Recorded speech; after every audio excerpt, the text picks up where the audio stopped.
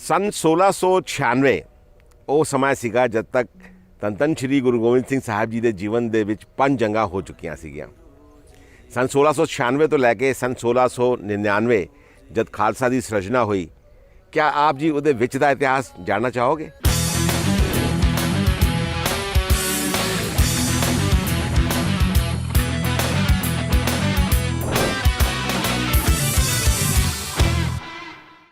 वाहेगुरु जी, वाहेगुरु जी। वाह वाह रमज़ा तेरिया वे बाबा, वाह वाह रमज़ा तेरिया। वाहेगुरु जी वाहेगुरु, वाह वाह रमज़ा तेरिया वे बाबा, वाह वाह रमज़ा तेरिया वे। तेरी मौज चो वे तेरी फौज चो। वाहेगुरु जी वाहेगुरु, तेरी मौज चो वे तेरी फौज चो। बाबा मिलन दलेरिया, वाह वाह रमज़ा, वाह वाह रमज़ा तेरिया वे बाबा, वाह वाह रमज़ा तेरिया। वाह वाह रमज़ा तेरिया वे बाबा, वाह वाह रमज़ा तेरिया।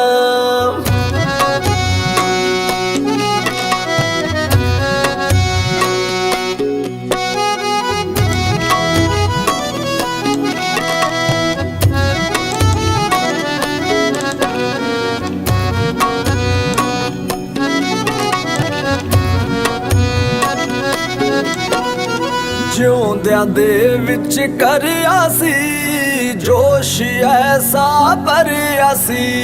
ਵਾਹਿਗੁਰੂ ਜੀ ਵਾਹਿਗੁਰੂ, ਕਰ ਕੋਈ ਨਾ ਸਕਦਾ ਓ ਜੋ ਤੁਸਾਂ ਨੇ ਕਰਿਆ ਸੀ ਜੀ। ਗੁਰੂ ਗ੍ਰੰਥ ਚੋਂ ਜੀ ਤੇਰੇ ਪੰਥ ਚੋਂ, ਗੁਰੂ ਗ੍ਰੰਥ ਚੋਂ ਜੀ ਤੇਰੇ ਪੰਥ ਚੋਂ। दाता मिलन बथेरिया, वाह वाह रमज़ा, वाह वाह रमज़ा तेरिया वे बाबा, वाह वाह रमज़ा तेरिया। वाह वाह रमज़ा तेरिया वे बाबा, वाह वाह रमज़ा तेरिया। वाहेगुरु जी वाहेगुरु जी, वाहेगुरु जी वाहेगुरु जी। बाबे मौत मूरे अड़ गए सी, जुल्मां दे नाल लड़ गए सी। वाहेगुरु जी वाहेगुरु, छू के थोड़े पैरां नूं सरसा दे। ਪੰਜਾਬ ਦੀ ਧਰਤੀ ਦੇ ਵਿੱਚ ਫਤਿਹ ਦੀ ਸਾਂਝ ਨਾਲ ਆਪ ਸਾਰੀਆਂ ਸੰਗਤਾਂ ਦਾ ਇੱਕ ਵਾਰ ਫਿਰ ਤੋਂ ਬਹੁਤ-ਬਹੁਤ ਸਵਾਗਤ, ਜੀ ਆਇਆਂ ਨੂੰ, ਵੈਲਕਮ। ਅੱਜ ਦਿਨ ਦੀ ਸ਼ੁਰੂਆਤ ਅਸੀਂ ਕਰ ਰਹੇ ਹੈਗੇ ਹਾਂ ਪੰਜਾਬ ਦੇ ਖੇਤਾਂ ਤੋਂ, ਅਤੇ ਖਾਸ ਤੌਰ 'ਤੇ ਇਹ ਜਗ੍ਹਾ ਇਸ ਕਰਕੇ ਚੁਣੀ ਗਈ ਹੈਗੀ ਕਿਉਂਕਿ ਅੱਜ ਮੈਂ ਆਪ ਜੀ ਨਾਲ सन 1696 ਤੋਂ ਲੈ ਕੇ सन 1699 ਇਹ ਦੌਰ ਦੇ ਵਿੱਚ ਦਾ ਗੁਰੂ ਸਾਹਿਬ ਜੀ ਦਾ ਇਤਿਹਾਸ, ਸੱਚੇ ਪਾਤਸ਼ਾਹ ਧੰਨ ਸ਼੍ਰੀ ਗੁਰੂ ਗੋਬਿੰਦ ਸਿੰਘ ਸਾਹਿਬ ਜੀ ਦਾ ਉਹ ਇਤਿਹਾਸ ਜਿਹੜਾ ਇਹਨਾਂ ਵਰਿਆਂ 'ਚ ਗੁਜ਼ਰਿਆ ਜਦ ਤੱਕ ਉਹਨਾਂ ਨੇ ਖਾਲਸਾ ਨਹੀਂ ਸਜਿਆ। ਸੋ ਇਹ ਵਿੱਚ ਦਾ ਇਤਿਹਾਸ ਅੱਜ ਆਪ ਜੀ ਨਾਲ ਅਸੀਂ ਖੇਤਾਂ ਦੇ ਵਿੱਚ ਬੈਠ ਕੇ ਸਾਂਝਾ ਕਰਾਂਗੇ। ਕਾਫੀ ਲੰਮਾ ਇਤਿਹਾਸ ਹੈਗਾ ਅਤੇ ਉਹ ਜਾਣਨਾ ਬੜਾ ਜ਼ਰੂਰੀ ਹੈ ਕਿਉਂਕਿ 1696 ਤੋਂ ਲੈ ਕੇ 1699 ਦੇ ਵਿੱਚ ਐਸੀ ਬਥੇਰੀਆਂ ਘਟਨਾਵਾਂ ਨੇ ਜਿਹੜੀਆਂ ਕਿ ਉਹਨਾਂ ਸਥਾਨਾਂ ਦੇ ਉੱਤੇ ਕੋਈ ਗੁਰਦੁਆਰਾ ਸਾਹਿਬ ਨਹੀਂ ਬਣੇ ਹੋਏ। ਉਹ ਖਾਲੀ ਐਸੇ ਵ੍ਰਿਤਾਂਤ ਨੇ, ਐਸੀ ਸਾਖੀਆਂ ਨੇ ਜਿਹੜੀਆਂ ਕਿ ਉਸ ਵਕਤ ਘਟੀਆਂ ਅਤੇ ਉਹਦਾ ਕੋਈ ਗੁਰਦੁਆਰਾ ਨਹੀਂ ਹੈਗਾ। ਲੇਕਿਨ ਉਹ ਇਤਿਹਾਸ ਹੈ ਅਤੇ ਜਦ ਤੱਕ ਅਸੀਂ ਇਤਿਹਾਸ ਨੂੰ ਪੂਰੀ ਤਰੀਕੇ ਨਾਲ ਨਹੀਂ ਸਮਝਾਂਗੇ, ਨਹੀਂ ਜਾਣਾਂਗੇ, ਤਦ ਤੱਕ ਅਸੀਂ ਗੁਰੂ ਸਾਹਿਬ ਜੀ ਦੇ ਜੀਵਨ ਦੇ ਬਾਰੇ ਵਿੱਚ ਪੂਰੀ ਤਰੀਕੇ ਨਾਲ ਨਹੀਂ ਜਾਣ ਸਕਦੇ। ਸੋ ਅੱਜ ਦੀ ਸ਼ੁਰੂਆਤ ਕਰਨੇ ਹੈਗੇ ਹਾਂ ਔਰੰਗਜ਼ੇਬ ਦੇ ਪੁੱਤਰ ਮੁਅੱਜ਼ਮ ਦੇ ਇਤਿਹਾਸ ਤੋਂ। ਮੁਅੱਜ਼ਮ ਉਹ ਸੀਗਾ ਜਿਹਨੂੰ ਬਾਅਦ ਵਿੱਚ ਇਤਿਹਾਸ ਨੇ ਬਹਾਦਰ ਸ਼ਾਹ ਦੇ ਨਾਂ ਤੋਂ ਜਾਣਿਆ। ਔਰੰਗਜ਼ੇਬ ਦੀ ਮੌਤ ਤੋਂ ਬਾਅਦ ਬਹਾਦਰ ਸ਼ਾਹ ਯਾਨੀ ਕਿ ਸ਼ਹਿਜ਼ਾਦਾ ਮੁਅੱਜ਼ਮ ਉਹੀ ਦਿੱਲੀ ਦੇ ਤਖਤ ਦੇ ਉੱਤੇ ਕਾਬਿਜ਼ ਹੋਇਆ। निर्गुण राख लिया संतन का सदका।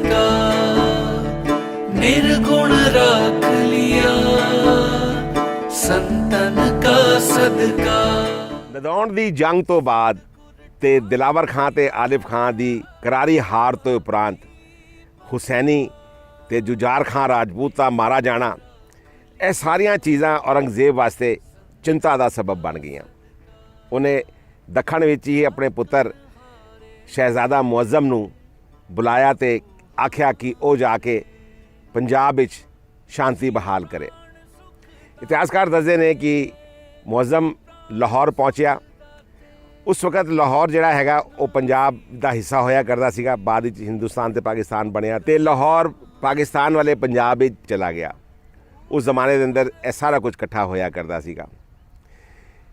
ਮੁਅੱਜ਼ਮ ਨੇ ਸਭ ਤੋਂ ਪਹਿਲਾ ਕੰਮ ਪਹੁੰਚ ਕੇ ਇਹ ਕੀਤਾ ਕਿ ਉਹਨੇ ਪਤਾ ਕੀਤਾ ਕਿ ਕੌਣ ਕੀ ਕਰ ਰਿਹਾ ਹੈਗਾ ਤੇ ਉਹਨੂੰ ਇੱਥੇ ਪੁੱਜਣ 'ਤੇ ਪਤਾ ਲੱਗਿਆ ਕਿ ਧੰਨ ਸ਼੍ਰੀ ਗੁਰੂ ਗੋਬਿੰਦ ਸਿੰਘ ਸਾਹਿਬ ਜੀ ਉਹਨਾਂ ਨੇ ਅੱਜ ਤੱਕ ਕਿਸੇ ਵੀ ਜੰਗ ਦੀ ਪਹਿਲ ਆਪ ਨਹੀਂ ਕੀਤੀ ਤੇ ਨਾ ਹੀ ਕਿਸੇ ਜੰਗ ਨੂੰ ਜਿੱਤਣ ਤੋਂ ਬਾਅਦ ਦੁਸ਼ਮਣ ਦੀ ਜ਼ਮੀਨ ਦੇ ਉੱਤੇ ਕਬਜ਼ਾ ਕੀਤਾ, ਜਿਹਦੇ ਕਰਕੇ ਮੁਅੱਜ਼ਮ ਗੁਰੂ ਸਾਹਿਬ ਕੋਲ ਥੋੜ੍ਹਾ ਪ੍ਰਭਾਵਿਤ ਵੀ ਸੀਗਾ।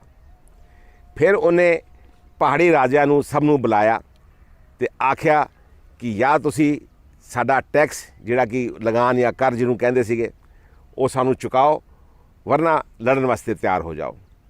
ਤੇ ਨਾਲ ਹੀ ਉਸਨੇ ਮਿਰਜ਼ਾ ਬੇਗ ਨੂੰ ਆਪਣੀਆਂ ਵੱਡੀਆਂ ਫੌਜਾਂ ਦੇ ਕੇ ਪਹਾੜੀ ਰਾਜਾਂ ਦੇ ਉੱਤੇ ਹਮਲਾ ਕਰਨ ਵਾਸਤੇ ਭੇਜਤਾ।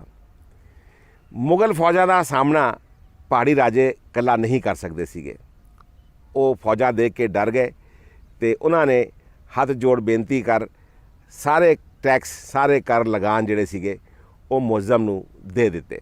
ਇੱਕ ਤਰਫ ਪਹਾੜੀ ਰਾਜੇ ਮੁਅੱਜ਼ਮ ਨੂੰ ਕਰ ਦੇ ਕੇ ਉਹਨੂੰ ਖੁਸ਼ ਕਰਨ ਦੀ ਕੋਸ਼ਿਸ਼ ਵਿੱਚ ਲੱਗੇ ਹੋਏ ਸੀਗੇ ਤੇ ਦੂਜੀ ਤਰਫ ਧੰਨ ਸ਼੍ਰੀ ਗੁਰੂ ਗੋਬਿੰਦ ਸਿੰਘ ਸਾਹਿਬ ਜੀ ਆਪਣੀ ਸੈਨ ਸ਼ਕਤੀ ਨੂੰ ਵਧਾਉਣ ਦੇ ਕਾਰਿਆਂ ਵਿੱਚ ਜੁਟ ਗਏ। ਮੁਅੱਜ਼ਮ ਕੁਝ ਸਮੇਂ ਰਹਿਣ ਤੋਂ ਬਾਅਦ ਦਿੱਲੀ ਵਾਪਸ ਆ ਗਿਆ। ਇਤਿਹਾਸਕਾਰ ਦੱਸਦੇ ਨੇ ਕਿ ਮੁਅੱਜ਼ਮ ਦੇ ਦਿੱਲੀ ਆਉਣ ਤੋਂ ਬਾਅਦ ਜਿਸ ਵਕਤ ਔਰੰਗਜ਼ੇਬ ਦੇ ਨਾਲ ਉਸ ਦੀ ਗੱਲ ਹੋਈ ਤੇ ਔਰੰਗਜ਼ੇਬ ਨੇ ਉਹਦੇ ਉੱਤੇ ਗੁੱਸਾ ਜ਼ਾਹਿਰ ਕੀਤਾ ਕਿ ਉਸਨੇ ਧੰਨ ਸ਼੍ਰੀ ਗੁਰੂ ਗੋਬਿੰਦ ਸਿੰਘ ਸਾਹਿਬ ਜੀ ਦੇ ਉੱਤੇ ਹਮਲਾ ਕਿਉਂ ਨਹੀਂ ਕੀਤਾ। ਕੁਝ ਇਤਿਹਾਸਕਾਰ ਇਸ ਤਰ੍ਹਾਂ ਵੀ ਲਿਖਦੇ ਨੇ ਕਿ ਉਸਨੇ ਮੁਅੱਜ਼ਮ ਨੂੰ ਸਜ਼ਾ ਵੀ ਦਿੱਤੀ, ਲੇਕਿਨ ਮੁਅੱਜ਼ਮ ਨੇ ਜੋ ਕੁਝ ਉਸ ਵਕਤ ਘਟਿਆ ਤੇ ਜੋ ਇਨਫੋਰਮੇਸ਼ਨ ਉਸ ਨੂੰ ਮਿਲੀ ਸੀ ਗੁਰੂ ਸਾਹਿਬ ਦੇ ਬਾਰੇ ਵਿੱਚ ਉਹ ਸਾਰੀ ਠੀਕ ਤਰੀਕੇ ਨਾਲ ਦੱਸੀ। ਆਓ ਹੁਣ ਗੱਲ ਕਰਨੇ ਹੈਗੇ ਹਾਂ ਕਿ ਗੁਰੂ ਸਾਹਿਬ ਨੇ ਇੱਥੇ ਰਹਿ ਕੇ ਉਸ ਵਕਤ ਫਿਰ ਕੀ ਕੀਤਾ। आज्ञा पई अकाल की तबे चलायो पंथ, सब सिखन को हुक्म है गुरु मान्यो ग्रंथ। ਪਹਾੜੀ ਰਾਜਿਆਂ ਦੇ ਕਰ ਦੇਣ ਤੇ ਮੁਅੱਜ਼ਮ ਦੇ ਜਾਣ ਤੋਂ ਬਾਅਦ ਇਸ ਇਲਾਕੇ ਵਿੱਚ ਸ਼ਾਂਤੀ ਹੋ ਗਈ ਤੇ ਧੰਨ ਸ਼੍ਰੀ ਗੁਰੂ ਗੋਬਿੰਦ ਸਿੰਘ ਸਾਹਿਬ ਜੀ ਨੇ ਬਾਣੀ ਦੀ ਰਚਨਾ ਕੀਤੀ, ਗ੍ਰੰਥਾਂ ਦੇ ਅਨੁਵਾਦ ਕਰਾਏ, ਕਵੀ ਦਰਬਾਰ ਤੇ ਇਸ ਤਰੀਕੇ ਦੇ ਹੋਰ ਚੰਗੇ ਕਾਰਨਾਂ ਦੇ ਵਿੱਚ ਗੁਰੂ ਸਾਹਿਬ ਮਸ਼ਗੂਲ ਹੋ ਗਏ। ਉਸੇ ਦੌਰਾਨ ਗੁਰੂ ਸਾਹਿਬ ਜੀ ਨੇ ਇਸ ਸਥਾਨ ਦੇ ਉੱਤੇ ਬਾਣੀ ਉਚਾਰੀ ਤੇ ਗੁਰੂ ਸਾਹਿਬ ਨੇ ਜਿਹੜੀ ਬਾਣੀ ਉਚਾਰੀ ਉਹ ਇਸ ਪ੍ਰਕਾਰ ਸੀਗੀ। ਸੰਬਤ 17 ਸਹਿਸ ਭਣੀਜੈ, ਅਰਧ ਸਹਿਸ ਫੁਣ ਤੀਨ ਕਹੀਜੈ, ਭਾਦਰਵ ਸੁਦੀ ਅਸ਼ਟਮੀ ਰਵਿਵਾਰਾ, ਤੀਰ ਸਤੁਦਰਵ ਗ੍ਰੰਥ ਸੁਧਾਰਾ। ਇਹ ਉਹ ਸਮੇਂ ਸੀਗਾ ਜਿਸ ਵਕਤ ਹਿੰਦੂ ਪੰਡਤ ਕਿਸੇ ਵੀ ਸ਼ੂਦਰ ਨੂੰ ਸੰਸਕ੍ਰਿਤ ਦਾ ਗਿਆਨ ਨਹੀਂ ਦਿੰਦੇ ਸੀਗੇ। ਉਹਨਾਂ ਦਾ ਮੰਨਣਾ ਸੀਗਾ ਕਿ ਸੰਸਕ੍ਰਿਤ ਦੇਵਵਾਣੀ ਹੈ ਤੇ ਇਹਨੂੰ ਸਿੱਖਣ ਦਾ ਅਧਿਕਾਰ ਸਿਰਫ ਬਾਹਮਣਾਂ ਨੂੰ ਹੀ ਹੈਗਾ। ਧੰਨ ਸ਼੍ਰੀ ਗੁਰੂ ਗੋਬਿੰਦ ਸਿੰਘ ਸਾਹਿਬ ਜੀ ਕੋਲੋਂ ਇੱਕ ਪੰਡਤ ਜੀ ਆਇਆ ਕਰਦੇ ਸੀਗੇ ਜਿਹੜੇ ਕਿ ਗ੍ਰੰਥਾਂ ਦੇ ਅਨੁਵਾਦ ਕਰਦੇ ਸੀਗੇ। ਉਹ ਰਾਮਾਇਣ ਤੇ ਮਹਾਭਾਰਤ ਐਸੇ ਗ੍ਰੰਥਾਂ ਦੇ ਜਿਹੜੇ ਸੰਸਕ੍ਰਿਤ ਵਿੱਚ ਲਿਖੇ ਹੋਏ ਸੀ ਉਹਦਾ ਅਨੁਵਾਦ ਕਰਦੇ ਸੀਗੇ। ਤੇ ਇੱਕ ਦਿਨ ਧੰਨ ਸ਼੍ਰੀ ਗੁਰੂ ਗੋਬਿੰਦ ਸਿੰਘ ਸਾਹਿਬ ਜੀ ਜਿਹੜੇ ਕਿ ਆਪ ਸਰਬ ਕਲਾ ਭਰਪੂਰ ਸਨ, ਕਈ ਭਾਸ਼ਾਵਾਂ ਦੇ ਗਿਆਨੀ ਸਨ, ਉਹਨਾਂ ਨੇ ਪੰਡਿਤ ਜੀ ਨੂੰ ਬੁਲਾ ਕੇ ਕਿਹਾ ਕਿ ਤੁਸੀਂ ਸਾਡੇ ਸਿੱਖਾਂ ਨੂੰ ਵੀ ਸੰਸਕ੍ਰਿਤ ਭਾਸ਼ਾ ਦਾ ਗਿਆਨ ਦਿਓ, ਉਹਨਾਂ ਨੂੰ ਇਹ ਵਿੱਦਿਆ ਸਿਖਾਓ ਤਾਂ ਕਿ ਉਹ ਵਿਦਵਾਨ ਬਣ ਸਕਣ ਤੇ ਦੂਜੇ ਸਿੱਖਾਂ ਨੂੰ ਵੀ ਇਸ ਭਾਸ਼ਾ ਦਾ ਗਿਆਨ ਉਹ ਆਪ ਦੇ ਸਕਣ। ਤੇ ਪੰਡਿਤ ਜੀ ਨੇ ਗੁਰੂ ਸਾਹਿਬ ਨੂੰ ਬੜੀ ਨਿਰਮਤਾਪੂਰਵਕ ਆਖਿਆ ਕਿ ਗੁਰੂ ਸਾਹਿਬ ਸੱਚੇ ਪਾਤਸ਼ਾਹ, ਇਸ ਭਾਸ਼ਾ ਨੂੰ ਸਿੱਖਣ ਦਾ ਅਧਿਕਾਰ ਸਿਰਫ ਬਾਹਮਣਾਂ ਕੋਲ ਹੈਗਾ ਤੇ ਤੁਹਾਡੇ ਸਿੱਖ ਨੀਵੀਂ ਜਾਤੀ ਤੋਂ ਆਉਂਦੇ ਨੇ, ਸ਼ੂਦਰ ਨੇ, ਤੇ ਮੇਰੇ ਕੋਲ ਇਹ ਅਧਿਕਾਰ ਨਹੀਂ ਹੈਗਾ ਕਿ ਮੈਂ ਉਹਨਾਂ ਨੂੰ ਇਸ ਭਾਸ਼ਾ ਦਾ ਗਿਆਨ ਦੇ ਸਕਾਂ। ਤੇ ਧੰਨ ਸ਼੍ਰੀ ਗੁਰੂ ਗੋਬਿੰਦ ਸਿੰਘ ਸਾਹਿਬ ਜੀ ਨੇ ਹੱਸ ਕੇ ਕਿਹਾ ਕਿ ਪੰਡਿਤ ਜੀ, ਉਹ ਸਮੇਂ ਜਲਦ ਆਉਣ ਵਾਲਾ ਹੈ ਜਦ ਸੰਸਕ੍ਰਿਤ ਵਿੱਦਿਆ ਦਾ ਅਧਿਕਾਰ ਸਿਰਫ ਬਾਹਮਣਾਂ ਦਾ ਨਹੀਂ ਹੋਏਗਾ ਤੇ ਸਾਡੇ ਸਿੱਖ ਵੀ ਇਸ ਵਿੱਦਿਆ ਨੂੰ ਪੜ੍ਹ ਕੇ ਵਿਦਵਾਨ ਬਣਨਗੇ ਤੇ ਲੋਕਾਂ ਨੂੰ ਪੜ੍ਹਾ ਕੇ ਵਿਦਵਾਨ ਬਣਾਉਣਗੇ। ਉਹ ਸਮੇਂ ਆਉਣ ਵਾਲਾ ਹੈ ਜਦ ਬਾਹਮਣ ਤੇ ਸਿੱਖ ਦੋਨੋਂ ਇਕੱਠੇ ਬਹਿ ਕੇ ਇਸ ਵਿਦਿਆ ਨੂੰ ਪ੍ਰਾਪਤ ਕਰਨਗੇ। ਉਪਰੰਤ ਧੰਨ ਧੰਨ ਸ਼੍ਰੀ ਗੁਰੂ ਗੋਬਿੰਦ ਸਿੰਘ ਸਾਹਿਬ ਜੀ ਨੇ ਆਪਣੇ 5 ਵਿਦਵਾਨ ਸਿੱਖਾਂ ਨੂੰ ਬਨਾਰਸ, ਜਿਹਨੂੰ ਕਿ ਉਸ ਵਕਤ ਕਾਸ਼ੀ ਆਖਿਆ ਜਾਂਦਾ ਸੀਗਾ, ਉੱਥੇ ਸੰਸਕ੍ਰਿਤ ਪੜ੍ਹਨ ਲਈ ਭੇਜਿਆ। ਐਸਾ ਇਤਿਹਾਸਕਾਰ ਦੱਸਦੇ ਨੇ। ਇਹਨਾਂ ਸਿੱਖਾਂ ਨੇ ਸੰਪੂਰਨ ਸਮੇਂ ਦੇकर ਸੰਸਕ੍ਰਿਤ ਵਿਦਿਆ ਪੜ੍ਹੀ ਤੇ ਵਾਪਸ ਆ ਅਨੰਦਪੁਰ ਸਾਹਿਬ ਵਿੱਚ ਹੋਰ ਸਿੱਖਾਂ ਨੂੰ ਵੀ ਸੰਸਕ੍ਰਿਤ ਪੜ੍ਹਾਈ। ਸੰਸਕ੍ਰਿਤ ਵਿਦਿਆ ਦੇ ਅਧਿਆਪਕ ਹੋਣ ਤੇ ਜੰਗਾਂ ਯੁੱਧਾਂ ਤੋਂ ਨਿਰਲੇਪ ਰਹਿਣ ਦੇ ਕਾਰਨ ਇਤਿਹਾਸ ਵਿੱਚ ਇਹਨਾਂ ਸਿੱਖਾਂ ਦਾ ਨਾਮ ਨਿਰਮਲੇ ਸੰਤ ਦੇ ਰੂਪ ਵਿੱਚ ਜਾਣਿਆ ਗਿਆ ਤੇ ਅੱਜ ਵੀ ਨਿਰਮਲੇ ਸੰਤਾਂ ਦਾ ਸਮੁਦਾਇ ਸਿੱਖ ਸਮੁਦਾਇ ਦੇ ਵਿੱਚ ਹੈਗਾ ਤੇ ਆਪ ਜੀ ਨੂੰ ਨਿਰਮਲੇ ਸੰਤ ਕਾਫੀ ਦੇਖਣ ਨੂੰ ਮਿਲਦੇ ਨੇ। ਸਮੇਂ ਗੁਜ਼ਰਿਆ ਤੇ ਉਸ ਤੋਂ ਉਪਰੰਤ ਧੰਨ ਧੰਨ ਸ਼੍ਰੀ ਗੁਰੂ ਗੋਬਿੰਦ ਸਿੰਘ ਸਾਹਿਬ ਜੀ ਨੇ ਬਾਹਮਣਾਂ ਦੀ ਪ੍ਰੀਖਿਆ ਲੈਣ ਕਰਕੇ ਕਿ ਉਹ ਆਪਣੇ ਧਰਮ ਦੇ ਉੱਤੇ ਕਿੰਨੇ ਪੱਕੇ ਨੇ, ਇੱਕ ਬ੍ਰਹਮ ਭੋਜ ਦਾ ਆਯੋਜਨ ਕੀਤਾ ਤੇ ਉਹਦੇ ਵਿੱਚ ਬਾਹਮਣਾਂ ਨੂੰ ਬਿਠਾ ਕੇ ਆਖਿਆ ਕਿ ਇੱਥੇ ਵੈਸ਼ਨੋ ਭੋਜਨ ਵੀ ਹੈ ਤੇ ਮਹਾਪ੍ਰਸ਼ਾਦ ਵੀ ਹੈ। ਮਹਾਪ੍ਰਸ਼ਾਦ ਦਾ ਅਰਥ ਹੁੰਦਾ ਹੈ ਜਿਹਦੇ ਅੰਦਰ ਨਾਨ ਵੈਜੀਟੇਰੀਅਨ ਖਾਣਾ ਹੁੰਦਾ ਹੈ ਤੇ ਜਿਹੜੇ ਲੋਕ ਵੈਸ਼ਨੋ ਖਾਣਾ ਖਾਣਗੇ ਉਹਨਾਂ ਨੂੰ ਇੱਕ ਮੋਹਰ ਦਿੱਤੀ ਜਾਏਗੀ ਦਕਸ਼ਨਾ ਦੇ ਤੌਰ ਦੇ ਉੱਤੇ ਤੇ ਜਿਹੜੇ ਮਹਾਪ੍ਰਸ਼ਾਦ ਗ੍ਰਹਿਣ ਕਰਨਗੇ ਉਹਨਾਂ ਨੂੰ 5 ਮੋਹਰਾਂ ਦਿੱਤੀਆਂ ਜਾਣਗੀਆਂ। ਗੁਰੂ ਸਾਹਿਬ ਨੇ ਕਿਹਾ ਕਿ ਦੋਨੋਂ ਰਸਤੇ ਖੁੱਲ੍ਹੇ ਨੇ, ਜਿਹਦੀ ਰੁਚੀ ਜਿਸ ਤਰੀਕੇ ਦੀ ਹੋਵੇ ਉਹ ਆਪਣਾ ਪ੍ਰਸਾਦ ਗ੍ਰਹਿਣ ਕਰ ਸਕਦਾ ਹੈਗਾ। ਗੁਰੂ ਸਾਹਿਬ ਦੇ ਸੰਬੋਧਨ ਤੋਂ ਬਹੁਤ ਸਾਰੇ ਬ੍ਰਾਹਮਣ ਮਹਾਪ੍ਰਸਾਦ ਵਾਲੇ ਪਾਸੇ ਲੰਗਰ ਲੈਣ ਚਲੇ ਗਏ ਤੇ ਸਿਰਫ 21 ਬ੍ਰਾਹਮਣ ਹੀ ਸੀਗੇ ਜਿਨ੍ਹਾਂ ਨੇ ਵੈਸ਼ਨੋ ਭੋਜਨ ਕੀਤਾ। ਇਸ ਤਰ੍ਹਾਂ ਇਤਿਹਾਸਕਾਰ ਦੱਸਦੇ ਨੇ। ਜਦ ਬ੍ਰਾਹਮਣ ਲੰਗਰ ਪ੍ਰਸਾਦ ਗ੍ਰਹਿਣ ਕਰ ਚੁੱਕੇ ਤੇ ਗੁਰੂ ਸਾਹਿਬ ਨੇ ਮਹਾਪ੍ਰਸਾਦ ਛਕਣ ਵਾਲੇ ਬ੍ਰਾਹਮਣਾਂ ਨੂੰ ਸਿਰਫ ਇੱਕ ਮੋਹਰ ਦਕਸ਼ਨਾ ਦਿੱਤੀ ਤੇ ਨਾਲ ਹੀ ਉਹਨਾਂ ਨੂੰ ਸ਼ਰਮਿੰਦਾ ਕੀਤਾ ਕਿ ਤੁਹਾਡੇ ਲੋਕਾਂ ਦਾ ਚਰਿੱਤਰ ਨਹੀਂ ਹੈ, ਜਿਨ੍ਹਾਂ ਨੇ ਧਨ ਦੀ ਲਾਲਚ ਕਰਕੇ ਆਪਣੇ ਧਰਮ ਕਰਮ ਦੀ ਪਰਵਾਹ ਨਹੀਂ ਕੀਤੀ, ਜਿਸ ਕਾਰਨ ਆਪ ਲੋਕ ਆਪਣੇ ਬ੍ਰਾਹਮਣਵਾਦੀ ਹੋਣ ਦਾ ਅਭਿਮਾਨ ਹੁਣ ਨਹੀਂ ਕਰ ਸਕਦੇ। ਮਹਾਪ੍ਰਸਾਦ ਛਕਣਾ ਸਿਰਫ ਛਤਰੀਆਂ ਦਾ ਕਰਮ ਹੈ ਜਿਹਦਾ ਵਾਸਤਾ ਹਮੇਸ਼ਾ ਯੁੱਧਾਂ ਦੇ ਨਾਲ ਰਹਿੰਦਾ ਹੈ। ਬਾਅਦ ਵਿੱਚ ਗੁਰੂ ਸਾਹਿਬ ਜੀ ਨੇ ਉਹਨਾਂ ਬ੍ਰਾਹਮਣਾਂ ਨੂੰ ਜਿਨ੍ਹਾਂ ਨੇ ਵੈਸ਼ਨੋ ਲੰਗਰ ਕੀਤਾ ਸੀਗਾ ਉਹਨਾਂ ਨੂੰ 5 ਮੋਹਰਾਂ ਦਕਸ਼ਨਾ ਦਿੱਤੀਆਂ ਤੇ ਉਹਨਾਂ ਦੀ ਪ੍ਰਸ਼ੰਸਾ ਕੀਤੀ ਤੇ ਆਖਿਆ ਕਿ ਆਪ ਧੰਨ ਹੋ ਜਿਹੜੇ ਆਪਣੇ ਧਰਮ ਕਰਮ ਤੇ ਨਿਯਮ ਦੇ ਪੱਕੇ ਹੋ। ਆਪ ਗ੍ਰਹਸਥੀ ਲੋਕਾਂ ਨੂੰ ਉਪਦੇਸ਼ ਦੇ ਕਰ ਉਹਨਾਂ ਦੇ ਜੀਵਨ ਨੂੰ ਸੁਧਾਰ ਸਕਦੇ ਹੈਗੇ ਹੋ।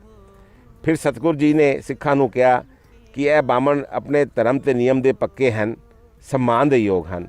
ਇਸ ਪ੍ਰਕਾਰ ਗੁਰੂ ਸਾਹਿਬ ਤੋਂ ਆਪਣੀ ਮਾਨ ਪ੍ਰਸ਼ੰਸਾ ਸੁਣ ਕੇ ਕੁਝ ਵਿਦਵਾਨ ਬ੍ਰਾਹਮਣਾਂ ਨੇ ਗੁਰੂ ਸਾਹਿਬ ਜੀ ਨੂੰ ਆਖਿਆ ਕਿ ਆਪ ਜੀ ਦੇਵੀ ਕਿਉਂ ਨਹੀਂ ਸਿੱਧ ਕਰ ਲੈਂਦੇ।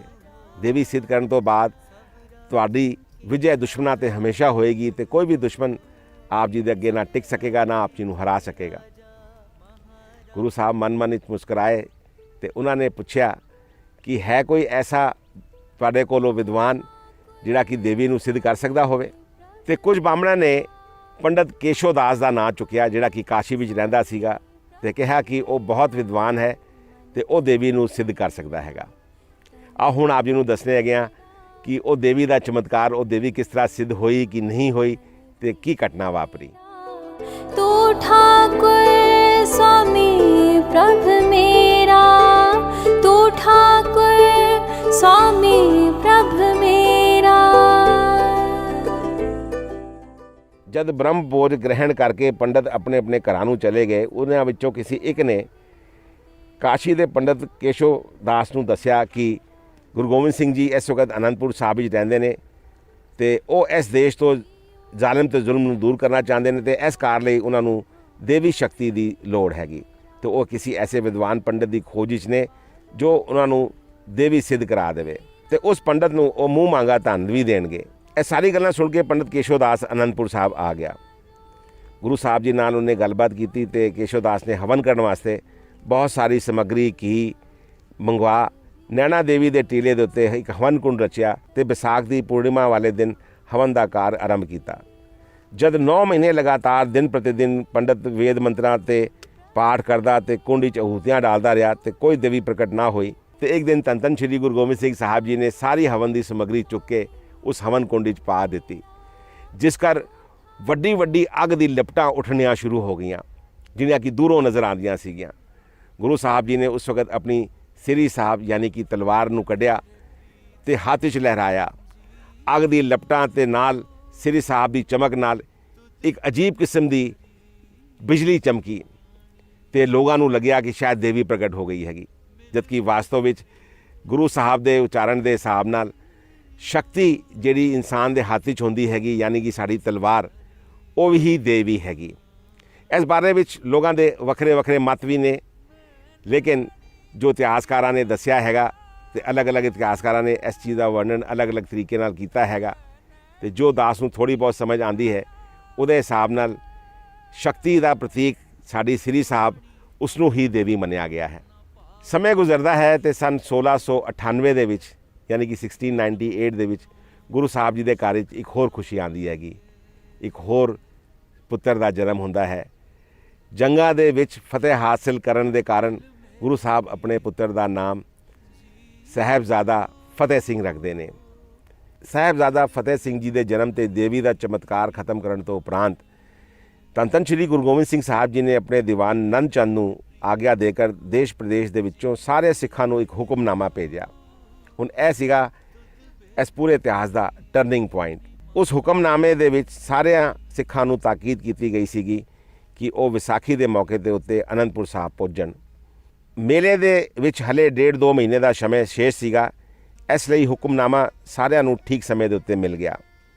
ਬਹੁ ਗਿਣਤੀ ਦੇ ਅੰਦਰ ਸੰਗਤਾਂ ਵਿਸਾਖੀ ਤੋਂ ਪਹਿਲਾਂ ਹੀ ਅਨੰਦਪੁਰ ਸਾਹਿਬ ਪਹੁੰਚ ਗਈਆਂ ਤੇ ਸਭ ਵਾਸਤੇ ਅਲੱਗ-ਅਲੱਗ ਇਲਾਕਿਆਂ ਵਿੱਚ ਨਿਯਤ ਤੰਬੂਆਂ ਦੇ ਵਿੱਚ ਡੇਰੇ ਲਾਏ ਗਏ। ਸਵੇਰੇ ਤੇ ਸ਼ਾਮ ਦੀਵਾਨ ਸਜਦੇ, ਜਿਹਦੇ ਵਿੱਚ ਹਜ਼ਾਰਾਂ ਦੀ ਗਿਣਤੀ ਦੇ ਅੰਦਰ ਸਿੱਖ ਸੰਗਤਾਂ ਹਾਜ਼ਰ ਹੁੰਦੀਆਂ। ਹੁਣ ਆਂਦਾ ਹੈ 1699 ਵਿਸਾਖੀ ਵਾਲਾ ਉਹ ਦਿਹਾੜਾ, ਜਿਸ ਨੇ ਸਿੱਖ ਸਮਾਜ ਦੀ, ਸਿੱਖ ਪੰਥ ਦੀ ਦਸ਼ਾ ਤੇ ਦਿਸ਼ਾ ਦੋਨਾਂ ਨੂੰ ਬਦਲ ਕੇ ਰੱਖ ਦਿੱਤਾ। ਇਸ ਇਤਿਹਾਸ ਦੇ ਬਾਰੇ ਵਿੱਚ ਆਪ ਜੀ ਨੂੰ ਹੁਣ ਅਗਲੇ ਐਪੀਸੋਡ ਵਿੱਚ ਦੱਸਾਂਗੇ। ਆਪ ਸਭ ਦਾ ਬਹੁਤ ਬਹੁਤ ਧੰਨਵਾਦ। ਆਪਨੇ ਬੜੇ ਪੇਸ਼ੈਂਟਲੀ ਸਾਡੇ ਇਸ ਇਤਿਹਾਸ ਨੂੰ ਸੁਣਿਆ ਤੇ ਜਾਣਨ ਦੀ ਕੋਸ਼ਿਸ਼ ਕੀਤੀ। ਮੇਰਾ ਮਕਸਦ ਇਸ ਇਤਿਹਾਸ ਨੂੰ ਦੱਸਣ ਦਾ ਸਿਰਫ ਇਹ ਸੀਗਾ ਕਿ ਉਹ ਘਟਨਾਵਾਂ ਜਿਹੜੀਆਂ ਕਿ ਬਾਅਦ ਵਿੱਚ ਸੁਣਨ ਨੂੰ ਨਹੀਂ ਮਿਲਦੀਆਂ, ਗੁਰਦੁਆਰਾ ਸਾਹਿਬ ਦੇ ਦਰਸ਼ਨ ਅਸੀਂ ਜਿਸ ਵਕਤ ਕਰਾਣੇ ਹੈਗੇ ਆ ਤੇ ਗੁਰਦੁਆਰੇ ਤੋਂ ਸੰਬੰਧਿਤ ਇਤਿਹਾਸ ਹੀ ਦੱਸਣੇ ਹੈਗੇ ਆ। ਇਹ ਗੱਲਾਂ ਜਿਹੜੀਆਂ ਸੀਗੀਆਂ ਇਹ ਕਿਸੇ ਐਸੀ ਜਗ੍ਹਾ ਗੁਰਦੁਆਰੇ ਦੇ ਉੱਤੇ ਨਹੀਂ ਲਿਖੀਆਂ ਹੋਈਆਂ। ਇਹਨਾਂ ਦਾ ਕੋਈ ਐਸਾ ਇਤਿਹਾਸ ਪਰੋਕਸ਼ ਰੂਪ ਵਿੱਚ ਕਦੀ ਸੁਣਨ ਨੂੰ ਜਾਂ ਦੇਖਣ ਨੂੰ ਅਕਸਰ ਨਹੀਂ ਮਿਲਿਆ ਕਰਦਾ।